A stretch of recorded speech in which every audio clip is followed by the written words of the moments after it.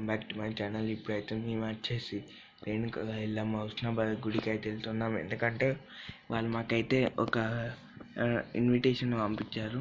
So అమ్మవారి కళ్యాణం అని. సో మేమైతే అక్కడికి వెళ్తున్నాం. అక్కడికి వెళ్ళాక టోటల్ మళ్ళీ వీడియో అయితే తీస్తాను. సో ఇప్పుడు ఏం చేద్దామంటే లెట్స్ గో.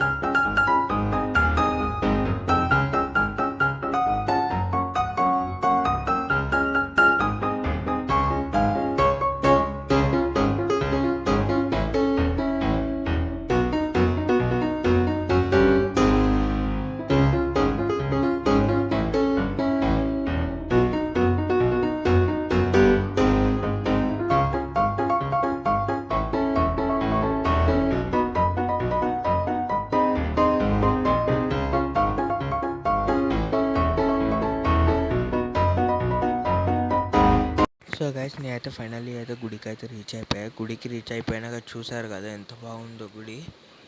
ఇప్పుడైతే దానికి అక్కడ మండపం కన్స్ట్రక్షన్ జరుగుతుంది. సో కొంచెం అయితే అక్కడ బాగుంది. సో ఇంకా గుడి చాలా అంటే చాలా బాగుంది గైస్. ఇంకా గుడి గురించి చెప్పాలంటే అద్భుతంగా ఉంది. వాళ్ళు మమ్మల్ని ఒడిబియ్యం పిలవడానికి కళ్యాణ మహోత్సవానికి పిలిచారు. సో గైస్ ఇప్పుడైతే నేను డీటెయిల్గా చెప్తా, వినండి ఎలా పిలిచారో ఏంటిదో అన్నీ. సో గైస్ మమ్మల్ని అయితే ఆ గుడివారు ఏం చేస్తారు, ఆ గుడివారు మాకు ఒక ఇన్విటేషన్ పంపించారు. అది అమ్మవారి కళ్యాణ మహోత్సవం అని ఒక ఇన్విటేషన్ పంపిస్తే అప్పుడు మేము చూసి ఇంకా వచ్చేసామని రెడీ అయ్యి వచ్చేసినాం. సో వచ్చేసిన తర్వాత అక్కడ మేము వచ్చేసి ఒడిబియ్యమును అమ్మవారి కళ్యాణ మహోత్సవం చూసాము. సో అమ్మవారి కళ్యాణ మహోత్సవం బాసింగం కట్టడము, ఇంకోటి తాళి కట్టడం, ఆ రెండు ప్రోగ్రామ్ అయితే చూసేసాం. సో చాలా అంటే చాలా బాగుంది గైస్ అక్కడైతే. సో ఇంకోటి అక్కడ సారీ గైస్ కొంచెం మైక్ కట్ అయింది. సో ఇక్కడైతే మీరు చూసారు కదా గుడి అయితే అద్భుతంగా ఉంది. సో ఇదైతే వచ్చేసి శ్రీ రేణుక ఎల్లమ్మ గుడి. సో ఇక్కడ ఇంకోటి స్పెషల్ ఏంటంటే ఇక్కడ 108 రేణుక ఎల్లమ్మ అష్టోత్తరం ఏవో అంటారు కదా, అక్కడ ఒకటైతే చెప్పాలి నేను అబ్జర్వ్ చేసినట్టు.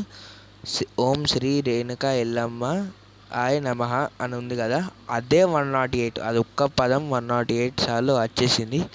ప్లస్ అది ఇంకోటి గుడి అయితే చాలా బాగుంది. సో ఇంకోటి మేము వెళ్ళేటప్పుడు అయితే గుడి డోర్స్ అయితే తీసే ఉన్నారు.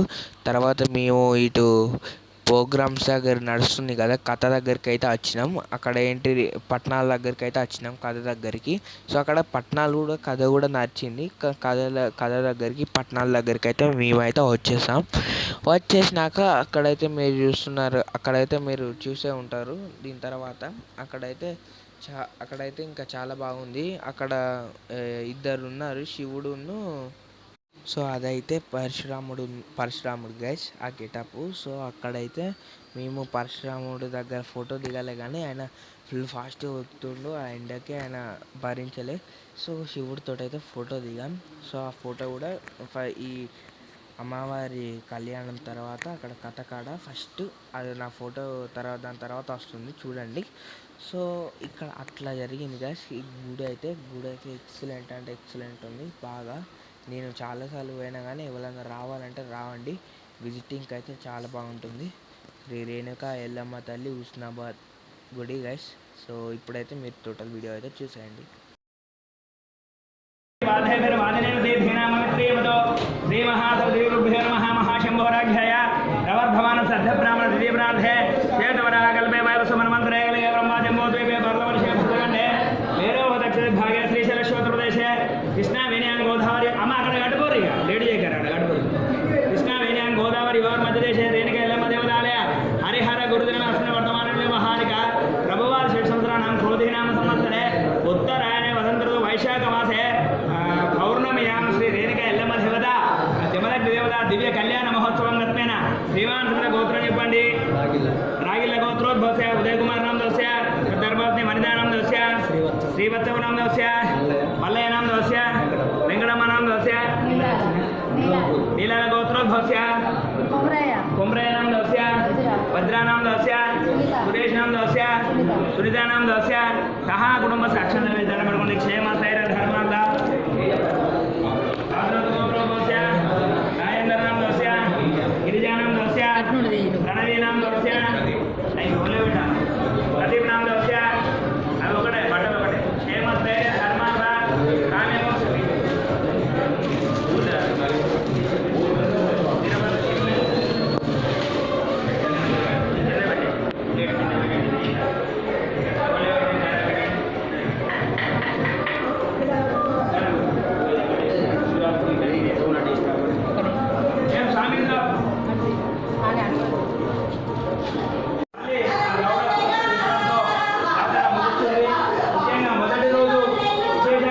చూశారు కదా. ఇప్పుడు నేను ఫస్ట్ నుంచి ఎండింగ్ వరకు మళ్ళీ వీడియో తీస్తాను చూడండి.